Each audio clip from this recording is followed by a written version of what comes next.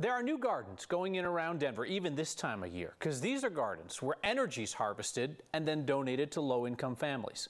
Our Anusha Roy starts us off with a look at just how much of an impact this effort can make on green energy goals and saving families money. On the roof of the National Western Complex are now rows of solar panels. It is the first of 11 solar gardens that will be built in neighborhoods, at rec centers and Denver Public Schools properties. Some of the energy will power the buildings they are on top of. Some will help the community, like the Denver Housing Authority. Anything that we can do to reduce the electrical bills for Denver Housing Authority leaves that agency more funding to provide services to their residents. It will also help individual families, saving them on average $700 a year. Bill reduction specifically, we anticipate at least 300 households will be able to be accommodated in our program. It's an admittedly small number when you look at how many families live in areas considered vulnerable to climate change. Our more climate vulnerable communities follow geographically what is often referred to as the inverted L.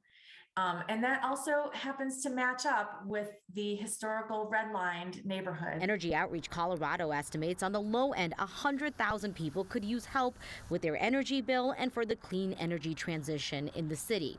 The solar gardens are just one small part of a series of projects to provide that kind of assistance, as well as close the gap left by Xcel's efforts. Customers being able to really use 80% of their energy will come from renewable resources by 2030.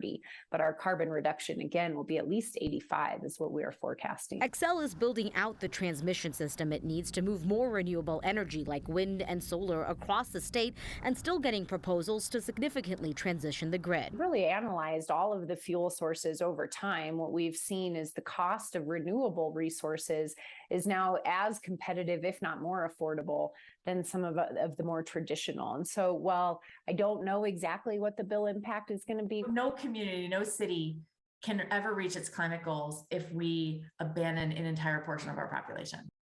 And that's why you see a whole bunch of other programs helping people swap out inefficient furnaces and water heaters and adding solar panels to homes as well.